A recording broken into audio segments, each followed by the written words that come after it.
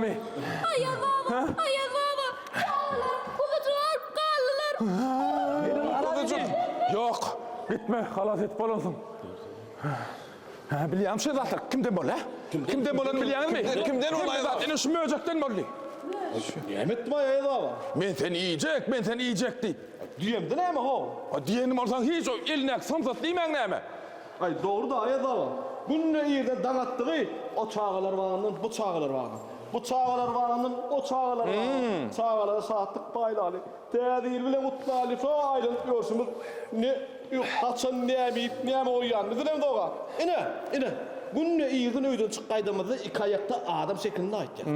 Aksam öýe baramyzda orta ýemedekläp haýwanyň tapadymyz ýok ha. Ay, tattın men başa bakada. Ine sen, köşüş. Ine sen, togşoncuk, ha? Çağlar sen çağırdılar.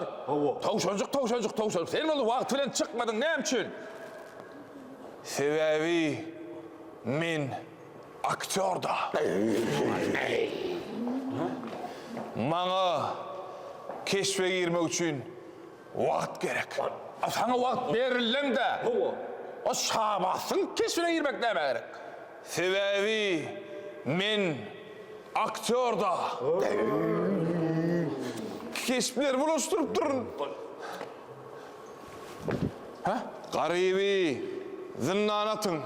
Dur, ününü yere var ya. Aynem keşflerden çıkıp böyle bak, ayılama. Garip. Togşoncuk böyle, kocaş. Yine sen tilki.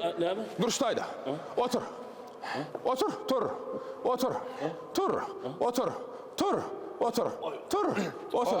Ayılma. Sen näme bilen tilkici bu köpeğine? Qaytama, şu tilkici ettirýän maşgyndan soň çağaçyklar sizin çıkarmanjyk. Demdiysiz, oturýarlar şeýdi. Berekeli, ha olay. Demin çıkarman oturur da yüz tapar şeýdi oturup dursa. Ha. Ýagdarlar demlerden mi şetala? Ayol baba. Näme ýölmen kösap ýörtünmay? Bolýa, koşaştana. Koşaştana. Koşuşturacak mı? Koşaş diýen. Koşaştyrayın mı? Koşuşturacak mı? Koşaş.